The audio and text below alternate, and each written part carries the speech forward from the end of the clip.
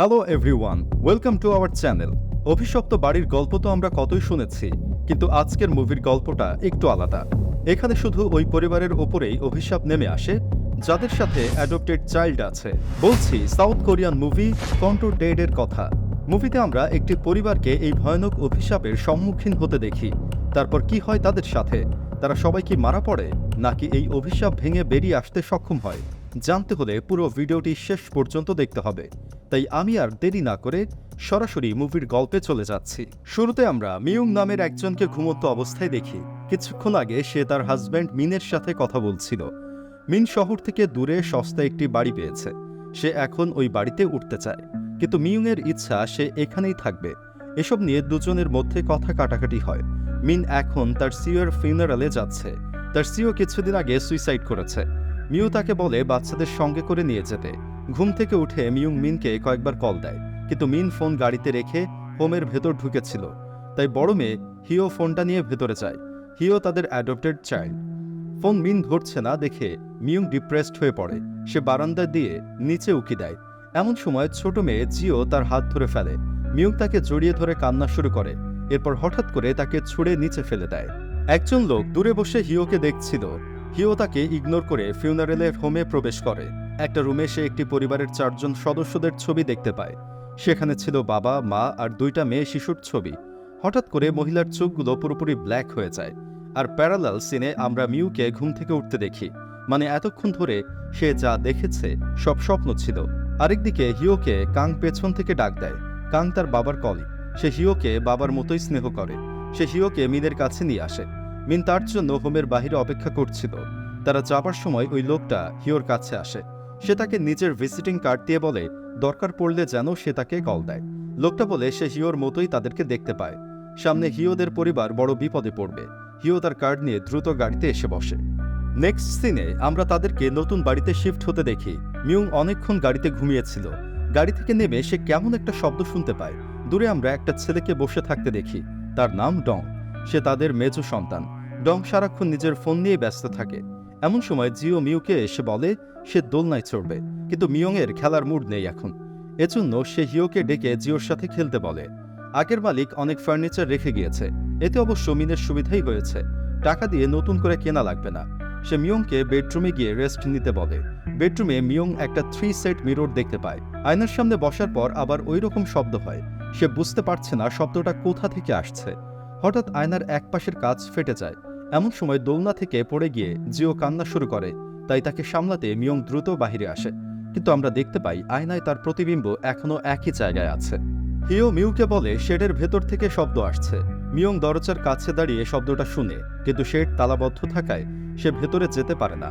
এজন্য সে বিষয়টা জানাতে মিনের কাছে যায়। মিন তখন ভেতরে গোছগাছ করছিল। তখন সে ওয়ালে একটা হোল দেখতে পায়। সেটা ভালো করে দেখার আগেই মিয়ং এসে তাকে শেডের ব্যাপারে বলে। তবে মিন কোনো রকম শব্দ শুনতে পায় না। ডিনারে আবার একই রকম শব্দ শুনে মিও, তবে এবার সে ছাড়া আর কেউ শব্দটা শুনেনি। মিন বলে রিয়েল এস্টেট এজেন্ট তাকে শেডের ছবি দেয়নি। কাল সে চাবি এনে শেড চেক করবে। রাতে আমরা বাড়িতে ইভিল কিছুর প্রেজেন্স টের পাই। সেটার কারণে বাড়ির সবকিছু বাঁকা হয়ে যাচ্ছিল। আর এটাকেই বলে কন্ট্রোরট বা কুকড়িয়ে যাওয়া। তারপর ওই ইভিল এনার্জি মিয়ংকে হন্ট করে। সে তার মুখের ভেতর হাত ঢুকিয়ে দেয়। সাথে সাথে মিয়ংয়ের ঘুম ভেঙে যায়। সে পাশ ফিরে দেখে সেখানে বিকৃত চেহারার একটা মানুষ শুয়ে আছে। এটা দেখে সে জোরে চিৎকার দেয় আর ফাইনালি তার ঘুম ভাঙে। মানুষের স্বপ্নের ভেতরেও আরেকটা স্বপ্ন দেখছিল। কিচেনে পানি খাওয়ার সময় আবার সেম শব্দ তার কানে আসে। অন্যদিকে কিছু কারণে হিওর ঘুম ভেঙে যায়। সে দেখে তার পাশে 2টা ছোট মেয়ের ভূত বসে আছে। তাদের ছবি সে গতকাল ফিউনারেল হোমে দেখেছে। হঠাৎ তারা ভয়ে অন্য পাশে চলে আসে। হিও তাকিয়ে দেখে জানালায় রেড ড্রেস পরা একটা মহিলা দাঁড়িয়ে আছে। তার চিৎকার শুনে মিয়ং ছুটে আসে। সে হিওকে জিজ্ঞেস করে কি হয়েছে, কিন্তু হিও কোনো উত্তর দেয় না। সে অন্যদিকে ফিরে ঘুমিয়ে পড়ে। এতে মিয়ং ভেতরে ভেতরে অনেক রেগে যায়। তার হিওকে গলা টিপে মেরে ফেলতে ইচ্ছে করে। সে এখন হিওকে পছন্দ করে না, কারণ হিও তাকে মা বলে ডাকে না। তবে দ্রুতই সে নিজের সেন্স ফিরে পায়। তারপর হিওর পাশে শুয়ে তাকে ঘুম পাড়িয়ে দেয়। হিও ঘুমানোর পর সে নোটপ্যাডে কিছু জিনিস লেখে, যেমন মিয়ং এখন সবকিছুর জন্য হিওকে দোষী মনে করে। হিওর চোখগুলো এখন আর তার ভালো লাগে না। মনে হয় তার দৃষ্টি মিয়ংয়ের মনের ভেতরের খবর পড়ে ফেলছে। অথচ একসময় সুন্দর চোখের কারণেই সে হিওকে অ্যাডপ্ট করেছিল। এমন সময় দেখা যায় ওয়ালের হোলটা দিয়ে কিছু একটা মিয়ংকে দেখছে। সকালে আমরা মিন, হিও আর ডংকে নাস্তা করতে দেখি। মিয়ং মিনকে শেডের চাবির কথা মনে করিয়ে দেয়। রাতের বেলা শব্দের কারণে সে ভালোভাবে ঘুমাতে পারেনি। মিন কথা দেয় সে ফেরার সময় চাবি নিয়ে আসবে। হিও বাবাকে গাড়ি পর্যন্ত এগিয়ে দেয়। মিন হিওকে বলে হিওর কোনো সমস্যা হলে যেন তাকে সে জানায়, সে সব সমস্যা সমাধান করে দিবে। মিয়ং জানালা দিয়ে তাদের দুইজনকে দেখছিল। তখন তার হিওকে অ্যাডপ্টেড দিনের কথা মনে পড়ে। সেদিন মিয়ং অনেক বেশি হ্যাপি ছিল। এমন সময় জিও এসে বলে সে হাইড অ্যান্ড সিক খেলবে। মিয়ং খেলতে রাজি হয়, তবে কেউ বাড়ির বাইরে লুকাতে পারবে না। আমরা দেখতে পাই তাদের সাথে বাচ্চা ভূতগুলো খেলছে। সবাই লুকানোর পর মিয়ং খুঁজতে শুরু করে। এমন সময় সে বাহিরে রেড ড্রেস পরা একজনকে দাঁড়িয়ে থাকতে দেখে। সে তাকে দেখে ভয়ে জানালা থেকে সরে আসে, কিন্তু পরে উকি দিয়ে দেখে কেউ সেখানে নেই। মনের ভুল মনে করে সে আবার বাচ্চাদের খুঁজতে থাকে। হঠাৎ ওয়াশিং মেশিন অন হলে মিয়ং প্যানিক করতে শুরু করে। সে ভাবে জিও হয়তো ওয়াশিং মেশিনের ভেতরে লুকিয়েছে, কিন্তু সেখানে কেউই ছিল না। এমন সময় হিও সেখানে আসে। মিয়ং তাকে জিজ্ঞেস করে জিও কোথায়, কিন্তু সে কোনো উত্তর না দিয়ে চুপচাপ দাঁড়িয়ে থাকে। মিয়ং দেখতে না পেলেও আমরা দেখতে পাই ওয়াশিং মেশিনের ভেতর একটা বাচ্চা ভূত বসে আছে। ঠিক তখনই আবার শেডের ভেতর শব্দ হয়, তাই মিয়ং টুল বক্স নিয়ে তালা ভাঙতে যায়। তখন ওই রেড ড্রেস পরা মহিলাটা তার কাছে আসে। সে নিজেকে মিয়ংদের প্রতিবেশী বলে পরিচয় দেয়। সে বলে আগের পরিবারের সাথেও তার ভালো সম্পর্ক ছিল। একদিন হঠাৎ করেই সবাই উধাও হয়ে যায়। আগের পরিবারটিও বাড়িতে বিভিন্ন রকম শব্দ শুনতে পেত। আসলে বাড়িটা একটু বাঁকা, তাই বাতাস বইলে বাড়িটাতে বিভিন্ন রকম শব্দ হয়। হিও তখন নিজের রুমে বসে ছবি আঁকছিল। এমন সময় সেম রেড ড্রেস লেডিকে তার পাশে দেখে সে চিৎকার দিয়ে জ্ঞান হারিয়ে ফেলে। মিয়ং তাকে দ্রুত হাসপাতালে নিয়ে আসে। রাস্তায় সে অনেকবার মিনকে কল করে, কিন্তু মিন অন্য কাজে বিজি থাকায় রিসিভ করতে পারে না। সিওর ডেথের কারণে সে নিজের জব হারিয়েছে। আবার পাবলিশার তার কাছে প্ল্যাগারিজম পেয়েছে, তাই সে অন্যদিকে চাকরির চেষ্টা করছে। তবে হিওর খবর পেয়ে সে হাসপাতালে ছুটে আসে। সে আসার কিছু সময় পর হিওর জ্ঞান ফেরে। হঠাৎ কি মনে করে যেন সে মিয়ংকে শেডের দরজা খুলতে মানা করে, কিন্তু মিয়ং তার কথা বিশেষ পাত্তা দেয় না। হিওকে মিনের কাছে রেখে মিয়ং বাড়িতে ফিরছিল। হঠাৎ সেই রেড ড্রেস লেডি তার গাড়ির সামনে চলে আসে। অল্পের জন্য সে হিট হওয়া থেকে বেঁচে যায়। তারপর মিয়ং তাকে লিফট দেয়। মহিলাটা সিগারেট জ্বালালে মিয়ং তাকে সিগারেট ফেলে দিতে বলে, কিন্তু সে বলে এটা তার একাকিত্বের সঙ্গে। হঠাৎ সে এমন কথা বলতে শুরু করে যেগুলো তার জানারও কথা না। যেমন মিয়ং মন থেকে হিওকে ভালোবাসে না, সে শুধু তাকে ভালোবাসার নাটক করে। মিয়ং আবার তাকে সিগারেট ফেলতে বললে সে সিগারেট তার গালে চেপে ধরে। মিয়ং যন্ত্রণায় চিৎকার দিলে রেড ড্রেস লেডি উধাও হয়ে যায়। সে মিররে নিজের গাল চেক করে, কিন্তু সেখানেও কিছু হয়নি। এরপর বাড়ি ফিরে দেখে লিভিং রুমে সব এলোমেলো হয়ে আছে। হঠাৎ একটা জিনিসে পা লেগে সে ব্যথা পায়। রাগ হয়ে সে চিৎকার চেঁচামেচি শুরু করে। রাতেও তার ঘুম আসে না। মেডিসিন খেতে নিচে এসে শুনে শেড থেকে শব্দ আসছে, তাই সে হাতুড়ি দিয়ে তালাটা ভাঙা শুরু করে। অন্যদিকে বাচ্চা ভূতগুলো হিওকে ঘুম থেকে ডেকে তুলে। তারা তাকে বলে মিয়ং তালা খুললে অনেক বিপদ হবে, তাই হিও যেন মিনকে ডেকে তার মাকে আটকায়। কিন্তু ততক্ষণে অনেক দেরি হয়ে গিয়েছে। মিয়ং অলরেডি শেডের তালা খুলে ফেলেছে। শেডের ভেতর একটা মিটমিটে লাল আলো জ্বলছিল, আর তাকের উপর অনেকগুলো কেমিক্যালের বোতল রাখা ছিল। হঠাৎ উপর থেকে একটা বাচ্চার লাশ তার সামনে আসে। বাচ্চাটাকে মুখ থেকে গলায় ফাঁস দিয়ে বেঁধে রাখা হয়েছে। সে অনেক ভয় পেল, নিজেকে সামলে নেয়। তারপর সে সামনে একটা মাস্ক দেখতে পায়, হিউম্যান ফ্লেশ দিয়ে তৈরি একটা মাস্ক। পচে গলে যাওয়া কোনো মানুষের চেহারার এটা। এমন সময় রেড ড্রেস লেডি তাকে ফিস করে মাস্কটা পরতে বলে, তাহলে তাকে আর অভিনয় করতে হবে না। তার সব খারাপ চিন্তা ভাবনা এই মাস্কের নিচে চলে আসবে। মিয়ং তার কথা মতো মাস্কটা পরে নেয়। সাথে সাথে মাস্কটা তার মুখে অ্যাটাচড হয়ে যায়। তার কিছু সময় পর সেটা পুরোপুরি তার শরীরের ভেতর ঢুকে পড়ে, আর সে নিজের আসল চেহারা ফিরে পায়। নেক্সট সিনে আমরা হিও আর মিনকে ব্রেকফাস্ট করতে দেখি। এমন সময় মিনের কাছে ডংয়ের কল আসে। সে বলে মিয়ং এখনো ঘুম থেকে ওঠেনি, তাই সে স্কুলে যেতে পারছে না। তাই মিন বাড়ি এসে তাকে স্কুলে নিয়ে যায়। অন্যদিকে মিয়ং ঘুম থেকে উঠে মিররের সামনে মেকআপ করে। সে ঠোঁটে গাঢ় করে লিপস্টিক দেয়। তাকে দেখতে এখন কিছুটা রেড ড্রেস লেডির মতো লাগছে। অন্যদিকে মিন হিওকে ডিসচার্জ করে রিয়েল এস্টেট অফিসে যায়। সে শেডের চাবি চাইলে মহিলাটা অদ্ভুত আচরণ শুরু করে। সে বলে দেয় তার কাছে শেডের চাবি নেই। এরপর আমরা মিয়ংকে দেখি, সে আজকে থেকে রেড ড্রেস পরা শুরু করেছে। তাকে দেখতেও অনেক হ্যাপি মনে হচ্ছে। আজকে সে সবার জন্য মজাদার খাবারও রান্না করেছে। তার এমন চেঞ্জ দেখে বাসার সবাই খুবই অবাক হয়। তবে সে এমনভাবে ডিনার করে যেন সে অনেক বছর ধরে কিছু খায়নি। খেতে খেতে সে ক্রিপি ভাবে হাসে।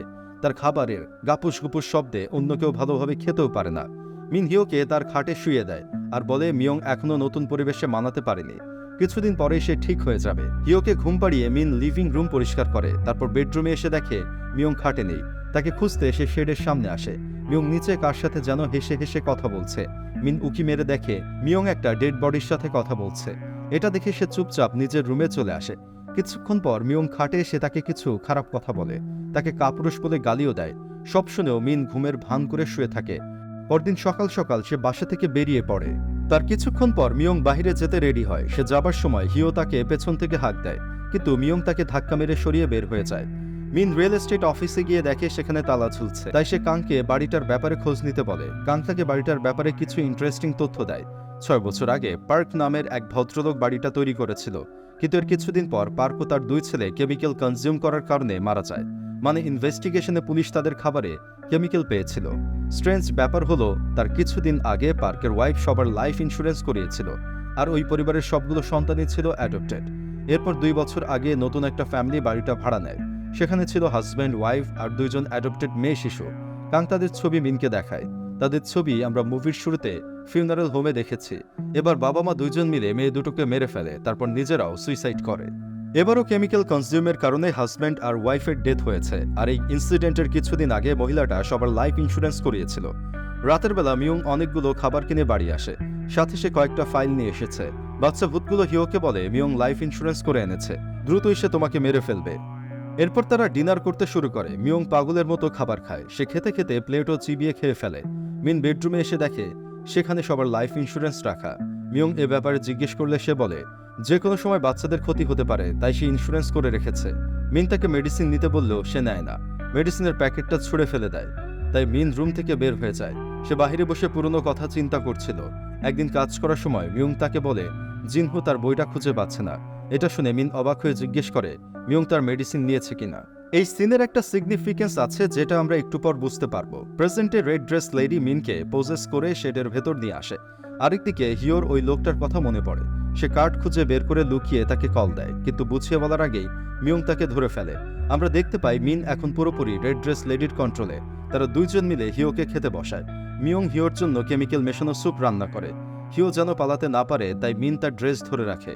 ভূতগুলো মাথা নেড়ে তাকে স্যুপ খেতে মানা করে। তাদের মা তাদেরকে এভাবেই মারার চেষ্টা করেছিল। তারা যখন খায়নি তখন তাদের শরীরে গরম পানি ঢেলে গলা টিপে মেরেছে। মিন হিওকে জোর করে স্যুপ খাওয়াতে নেয়, তখন হিও ধাক্কা মেরে স্যুপের বাটিটা ফেলে দেয়। এজন্য মিয়ং তাকে জোরে 2টা চড় মারে, আর মিন তাকে উপরে তুলে সজোরে আছাড় মারে। এরপর হিও বাঁচার জন্য পালাতে শুরু করে। একটা সময় সে ডংয়ের রুমের জানালা দিয়ে নিচে লাফ দেয়। মিয়ং রুমে আসলে ডং তাকে আটকানোর চেষ্টা করে, কিন্তু মিয়ং তাকে সামনে থেকে দূরে সরিয়ে দেয়। এখানে একটা ইন্টারেস্টিং বিষয় হলো মিয়ং ডংকে কিছু বলছে না। এরপর দৌড়াতে দৌড়াতে হিও শেডের ভেতর ঢুকে পড়ে। তারপর মেসেজ করে আঙ্কেল কাংকে সবকিছু জানায়। এমন সময় মিন আর মিয়ং তাকে ধরে ফেলে। মিন তাকে গলা টিপে মারতে থাকে। তখন হিও মা মা বলে ডাক দিলে মিয়ংয়ের মাতৃত্ব সজাগ হয়। সে সময় তার কিছু পুরনো কথাও মনে পড়ে। আসলে এতক্ষণ তাদের সাথে জিও বলে কেউ ছিলই না। এটা আমরা বেশ কিছু সিন থেকে বুঝতে পারি। যেমন জিওর নাম শুনে মিনের অবাক হওয়া, জিও কোথায় লুকিয়েছে প্রশ্নে হিওর চুপ থাকা, সকালে নাস্তার সময় মিনের সাথে শুধু ডং আর হিও ছিল, লুকোচুরি খেলার সময়ও সেখানে জিও বলে কেউ ছিল না। আসলে অনেক বছর আগে বারান্দা থেকে পড়ে জিওর ডেথ হয়েছে। তখন থেকে মিয়ংয়ের মানসিক অবস্থা ভালো না। সে এখন শুধু জিওকে কল্পনা করে। যাই হোক, প্রেজেন্টে মা ডাক শুনে মিয়ং আবার নিজেকে ফিরে পায়। সে মিনের গায়ে গরম পানি ঢেলে দেয়, তারপর মুখে কেমিক্যাল ঢেলে তাকে মেরে ফেলে। এরপর সে নিজের মাস্কটা খোলার চেষ্টা করে, কিন্তু কোনো লাভ হয় না। ওই ইভিল এন্টিটি তার অস্থি মজ্জায় মিশে গিয়েছে, তাই সে কেমিক্যাল খেয়ে নিজেকে শেষ করে দেয়। তখন কাং তাদেরকে সেভ করতে সেখানে আসে। আমরা দেখতে পাই মিয়ংয়ের স্যাক্রিফাইস বিশেষ কাজে আসেনি। ওই ইভিল এখন হিওকে পোজেস করে ফেলেছে। মুভির লাস্ট সিনে আমরা রেড ড্রেস পরা হিওকে দেখি। তারা বাড়িটা ছেড়ে অন্যত্র চলে যাচ্ছে। শেষবারের মতো সে আয়নার সামনে বসে। তখন সে পাশের রুমে তার মায়ের আত্মাকে দেখতে পায়। আর এই মুভিটা এখানেই শেষ হয়। আশা করি মুভিটা আপনাদের অনেক ভালো লেগেছে। ভালো লাগলে অবশ্যই ভিডিওটিতে একটা লাইক দেবেন, কমেন্ট করবেন, অ্যান্ড এরকম মুভি আরও পেতে আমাদের চ্যানেলটি সাবস্ক্রাইব করে রাখবেন। ধন্যবাদ।